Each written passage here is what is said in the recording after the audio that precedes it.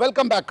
ಸದಾನಂದ ಗೌಡ್ರೆ, ಮೋದಿ ಸರ್ಕಾರ 2014ರಲ್ಲಿ ಒಂದು ಜನಪ್ರಿಯತೆ ಪೀಕ್ನಲ್ಲಿತ್ತು. ಆದರೆ ಈಗ 2015 ಮುಗಿಯುವಾಗ ಮೋದಿ ಸರ್ಕಾರ ಒಂದೊಂದಾಗಿ ಕೋಟೆಗಳನ್ನು ಸೋಲ್ತಾ ಇದೆ. ದೆಹಲಿ ಕೋಟೆ ಹೋಯಿತು, ಬಿಹಾರ್ ಸೋಲ್ತು, ಗುಜರಾತ್ನ ಗ್ರಾಮೀಣ ಭಾಗದಲ್ಲಿ ಭಾರಿ ಸೋಲು ಅನುಭವ. ನಾನು ಖಂಡಿತವಾಗಿ ಹೇಳಲಿಕ್ಕೆ ಇಚ್ಛೆಪಡ್ತಾ ಇದ್ದೇನೆ, ನರೇಂದ್ರ ಮೋದಿಯವರ ಜನಪ್ರಿಯತೆ ಅವತ್ತು ಏನಿತ್ತು ಅದಕ್ಕಿಂತ ಇವತ್ತು ಜಾಸ್ತಿ ಆಗಿದೆ. ಅದರಲ್ಲಿ ಯಾವುದೇ ಎರಡು ಸಂಶಯಗಳಿಲ್ಲ. ಆದರೆ ಲೋಕಲ್ ಚುನಾವಣೆಗಳಿಗೂ ಕೂಡ, ರಾಷ್ಟ್ರೀಯ ಚುನಾವಣೆ ಮತ್ತು ಲೋಕಲ್ ಚುನಾವಣೆ ಇದಕ್ಕೆ ತುಂಬ ವ್ಯತ್ಯಾಸ ಇದೆ. ಇವತ್ತು ದೆಹಲಿಯ ಚುನಾವಣೆಯಲ್ಲಿ ದೆಹಲಿಗೆ ಸಂಬಂಧಪಟ್ಟಂಥ ವಿಚಾರಗಳು ಜಾಸ್ತಿಯಾಗಿ ಆಗುತ್ತೆ ಹೊರತು ಅದರಲ್ಲಿ ಮೋದಿಯವರ ವಿಚಾರಗಳು ಅದಕ್ಕೆ ತನ್ನದೇ ಆದಂಥ ಒಂದಷ್ಟು ಸ್ಥಾನಮಾನ ಮಾತ್ರ ಇದೆ. ಬಿಹಾರ ಚುನಾವಣೆಯಲ್ಲಿ ಬಿಹಾರದ ವಿಚಾರಗಳೇ ಹೆಚ್ಚು ಆಗುತ್ತೆ. ಈಗ ಗುಜರಾತ್ನಲ್ಲಿ ಮೋದಿಯವರು ಹೊರಗೆ ಬಂದ ಮೇಲೆ ಅಲ್ಲಿರುವಂಥ ಲೋಕಲ್ ಇಶ್ಯೂಸ್ಗಳೇ ಇವತ್ತು ಪ್ರಭಾವ ಬೀರ್ತದೆ ಹೊರತು ಮೋದಿಯವರ ವರ್ಚಸ್ಸಿನಲ್ಲಿ ಕೊರತೆ ಆಗಿದೆ ಅಂತಲ್ಲ. ನೀವು ನೋಡ್ತಿದ್ದೀರಿ, ಇವತ್ತು ಅವರ ಒಂದು ವರ್ಚಸ್ಸು ಜಗತ್ತಿನ ಯಾವುದೇ ರಾಷ್ಟ್ರಕ್ಕೆ ಅವರು ಹೋದಾಗಲ್ಲ ಅಲ್ಲಿ ಇರುವಂಥ ಆ ವಿಚಾರಗಳ ಜೊತೆ ನಮ್ಮ ದೇಶದ ವಿಚಾರವನ್ನು ಜೋಡಣೆ ಮಾಡಿ ನಮ್ಮ ದೇಶದ ಅಭಿವೃದ್ಧಿಗೆ ಅವರು ತಗೊಂಡಂಥ ನಿಲುವುಗಳು, ನಮ್ಮ ವಿದೇಶಾಂಗ ನೀತಿಯಲ್ಲಿ ಒಂದು ಅದ್ಭುತವಾದಂಥ ಬದಲಾವಣೆ, ದೇಶದ ರಕ್ಷಣೆ, ಬಾಕಿದನ್ನೆಲ್ಲವನ್ನು ನಾವು ನೋಡಿದ್ದೀವಿ. ಈ ಹೈಪ್ ಇದೆ, ಆದರೆ ಗ್ರೌಂಡಲ್ಲಿ ಏನು ಕೆಲಸ ಆಗ್ತಾ ಇಲ್ಲ ಅಂತಕ್ಕಂಥದ್ದು ನಿಮ್ಮ ಕಾರ್ಯಕರ್ತರು ಅನೇಕರು ಹೇಳ್ತಾರೆ.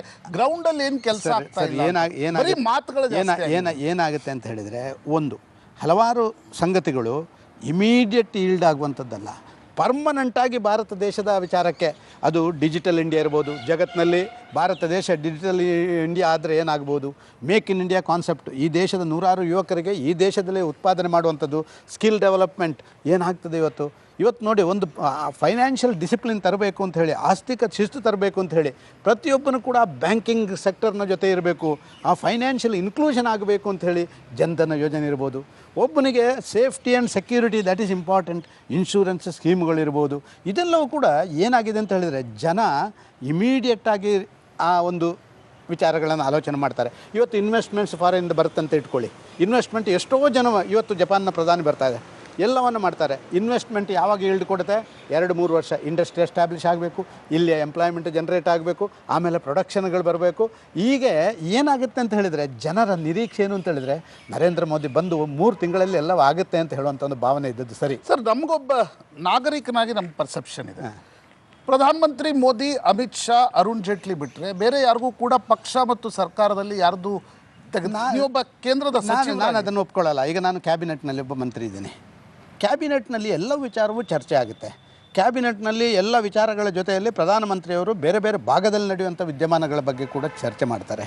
ಇವತ್ತು ನೋಡಿ, ಪ್ರಧಾನಮಂತ್ರಿಯವರು ಎಲ್ಲರನ್ನ ಕರೆದು ಮಾತಾಡುವಂಥದ್ದು. ಈಗ ನಮ್ಮ ಮಂತ್ರಿಗಳಿಗೆ ಒಂದಿದೆ, ನಾವು ಬೇರೆ ಬೇರೆ ಭಾಗದ ನಮ್ಮ ಲೋಕಸಭಾ ಸದಸ್ಯರ ಜೊತೆ ಇಂಟ್ರ್ಯಾಕ್ಷನ್ ಮಾಡಬೇಕು, ಅಲ್ಲಿರುವಂಥ ಸಮಸ್ಯೆಗಳನ್ನು ಅರ್ಥ ಮಾಡ್ಕೊಳ್ಬೇಕು, ಅದನ್ನು ಕ್ಯಾಬಿನೆಟ್ನ ಮುಂದೆ ನಾವು ಹೇಳಬೇಕು, ಹೇಳಿ ಇದಕ್ಕೆ ಪರಿಹಾರ ಕಂಡುಕೊಳ್ಬೇಕು ಅಂತ ಹೇಳುವಂಥ ಭಾವನೆಗಳಿದ್ದಾವೆ.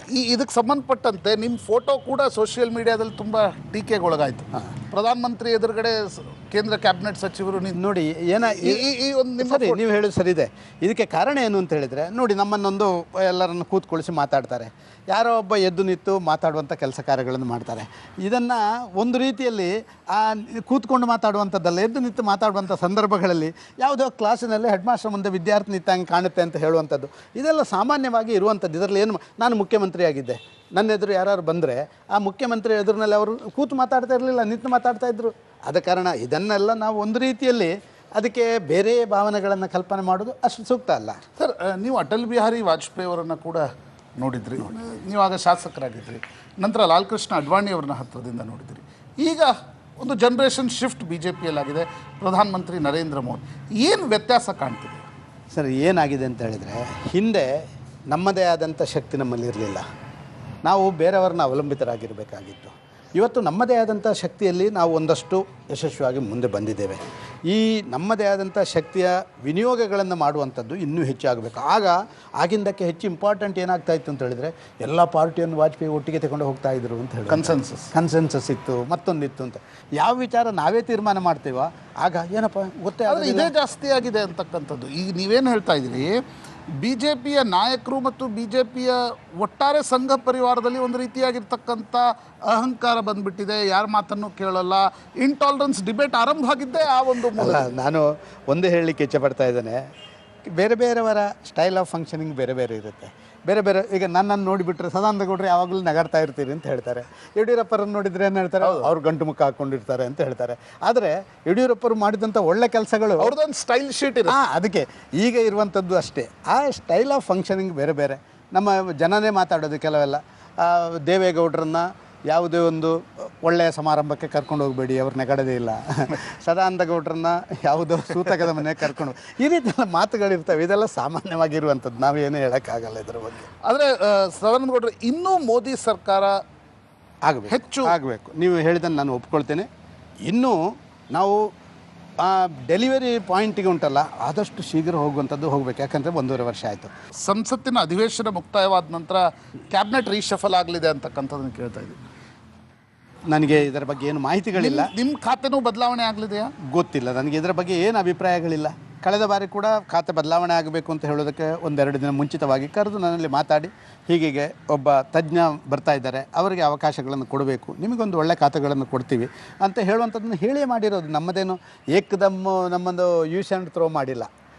ಆದ ಕಾರಣ ನಮ್ಮನ್ನು ಕರೆದು ಹೇಳಿದರು, ಕೇಳಿದರು. ನಂಗೆ ಗೊತ್ತಿಲ್ಲ ಏನು ಖಂಡಿತವಾಗಿ ದೇಶದ ಹಿತದೃಷ್ಟಿಯಿಂದ ಪ್ರಧಾನಿ ನರೇಂದ್ರ ಮೋದಿಯವರು ಅವರ ಟೀಮ್ ಹೇಗಿರಬೇಕು ಅಂತ ನಿಶ್ಚಯ ಮಾಡಲಿಕ್ಕೆ it is the prerogative power of the prime minister. ಅವರು ಏನು ತಗೊಳ್ತಾರೋ ಅದಕ್ಕೆ ನಾವೆಲ್ಲ ಬದ್ಧರಾಗಿದ್ದೇವೆ. ಒಟ್ಟು ದೇಶದ ಹಿತಾಸಕ್ತಿ ಮುಖ್ಯ. ನಮ್ಮ ಪಕ್ಷಕ್ಕೆ ಜನ ಏನು ವಿಶ್ವಾಸ ಇಟ್ಟು ನಮ್ಮನ್ನು ಇಲ್ಲಿ ಕಳಿಸಿದಾರ, ಆ ವಿಶ್ವಾಸವನ್ನು ಉಳಿಸಿಕೊಳ್ಳುವಂಥ ಕೆಲಸ ಕಾರ್ಯಗಳನ್ನು ಮಾಡುವಂಥದ್ದು ಪ್ರತಿಯೊಬ್ಬ ಜನಪ್ರತಿನಿಧಿ ಜವಾಬ್ದಾರಿ. ಧನ್ಯವಾದಗಳು ಸದಾನಂದ ಗೌಡ್ರು ನಮ್ಮ ಇಂಡಿಯಾ ಗೇಟ್ ಜೊತೆ ಮಾತನಾಡಿದ್ದಕ್ಕಾಗಿ. ಇವಿಷ್ಟು ಕೇಂದ್ರ ಕಾನೂನು ಸಚಿವ ಸದಾನಂದ ಗೌಡ್ರ ಅನಿಸಿಕೆಗಳು. ಯಾವತ್ತಿಗೂ ಕೂಡ ಸ್ಮೈಲಿಂಗ್ ಗೌಡ್ರ ಜೊತೆ ಮಾತನಾಡೋದೇ ಒಂದು ಸೊಬಗು. ಇಲ್ಲಿಗೆ ಇಂಡಿಯಾ ಗೇಟ್ ಮುಕ್ತಾಯವಾಗ್ತದೆ. ಮತ್ತೆ ಮುಂದಿನ ವಾರ ದೆಹಲಿಯ ಹೊಸ ಸುದ್ದಿಗಳೊಂದಿಗೆ ಭೇಟಿಯಾಗ್ತೀನಿ. ಅಲ್ಲಿಯವರೆಗೆ ಟೇಕ್ ಕೇರ್, ಗುಡ್ ಬೈ.